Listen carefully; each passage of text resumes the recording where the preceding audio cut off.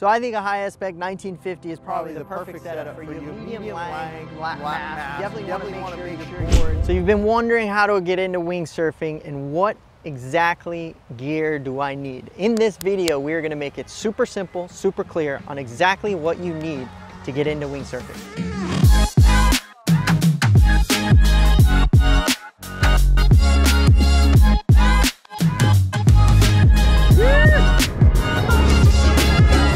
Thank you so much for joining us. Do you want to know the basics on how to get into wingsurfing? What do you need and where do I get it? We're going to break it down right now. Here we go. What you need for wingsurfing is a wing, a board, a leash, a pump, and a foil. And a foil can come later, but that is the basics you need. Maybe a helmet, maybe an impact vest, maybe some booties, maybe if you're in colder waters, a shorty or a wetsuit. That's it. But let's start as simple as this. The first thing you should get is a wing, because maybe you have an SUP. Great way to start. Start with the wing. Very simple, one item. You can morph it to use another item that's at your house, maybe your SUP. Let's talk about the wing. So, if I just want to pick one wing, what is the size to pick? I would say general in the industry, 5 meter will get you doing absolutely everything. Now, if I'm bigger or smaller, it's all gonna change. So they make multiple wing sizes. If it's for your 5-year-old kid, I would definitely go with a small wing, say like a 2 or a 3. If I'm 200 pounds, 100% go with a 6 or a 7, because the power of the wing is obviously gonna pull the power of the person. So if I were to pick one, I'd pick a 5. If I were to pick 2 and I lived in a really light wind area, I would pick a 7 and a 5. If I lived in a super high windy area, I would pick maybe a 2 and a 5. And the reason why is it covers the high wind areas or the low wind areas. But if you were to pick one, a 5. So a leash literally is any leash. Just make sure you're attached to your board. That's all I would say. If you have a leash laying around, feel free to use it. A surf leash, SUP leash, you name it, you just need a leash. Simple as that. Board. Boards are very important. Here's where you can start. If you have an SUP at your house that you can stand on, take your SUP, take your wing, and start learning it. Just have some fun with it. Go out with the whole family, enjoy it with your friends and family. Now, the main board you want to do, it all comes down to volume. So volume is thickness in a board that keeps you floating on top. So the easier I can stand on my board, the easier it is for me that's going to learn how to wing. So if I have more volume and I'm floating, very easy for me to kind of power along with the wing. The less volume I have, the harder it's going to be. The more you sink in the water, the more skill it takes. So in general, I would say if you're looking for one board, if you can buy a board anywhere from, we'll call it the 5-foot range to the 7-foot range, but more importantly, you want to have volume between anywhere from 100 to 120 liters. And the reason I say that, that should kind of cover weights anywhere from 80 all the way up to 220 pounds. Here's a perfect board right here for a beginner, somebody brand new. It's called an X-Fly from Cabrina. The main important thing you can see right here is the thickness. This board is 131 liters. That's a lot, but it makes it very easy to learn the sport for all ages. Now, with a lot of volume, there becomes other side effects that may not be perfect as you get better. But what I would say is, if you're first getting going and you want to learn the sport as easy as possible, get yourself a high volume board. You don't need it to be 20 feet tall.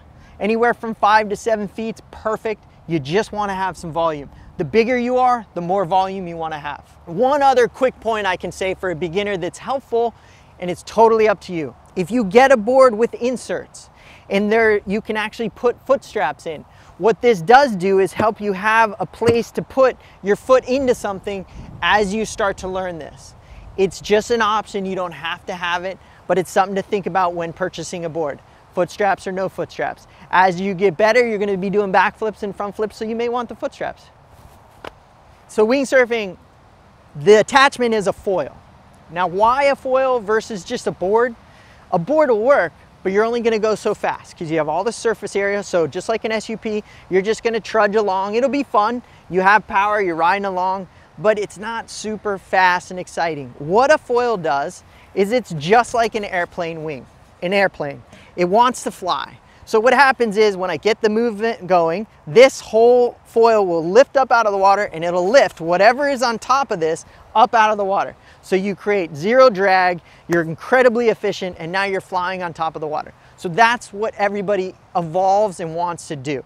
There's no reason why you can't ride on a regular board, but you're gonna wanna be on this. It's the best feeling in the entire world. So just get a basic foil. The biggest mistake that's made when you buy a foil, you buy a foil that is very small like this. This is a high performance foil. Now, how do you know? Because it's really small. Now, if I buy something super big, that's gonna have a lot of lift, which is what you want when you're learning. You want it easy, lifty, and simple. So we wanna get something big. I'm holding two different foils right here. So when you get into it, what foil is right?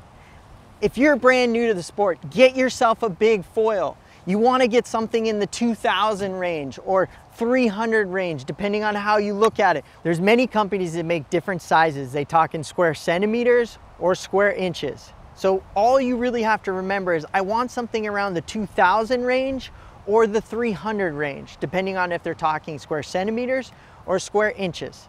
That's all that matters. We're gonna give you links. We're gonna put everything in the description so you can go what we recommend to get into this sport. Super simple, one foil, game on.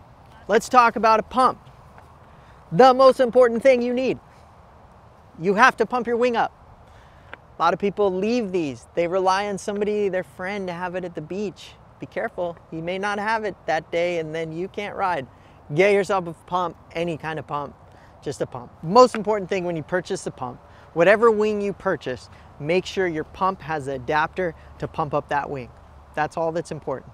So as long as you have the adapter for the wing, which is usually pretty standard, they're all about the same, but just make sure when you have your pump with your wing that they work together. So let's wrap this up. Let's simplify. What do I need? Perfect setup.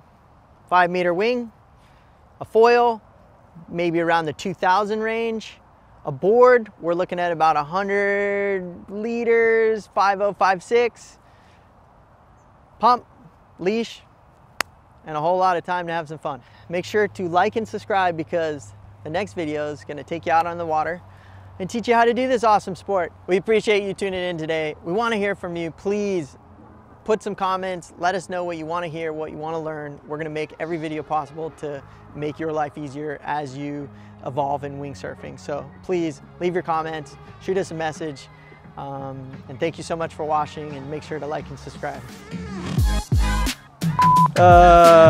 Okay.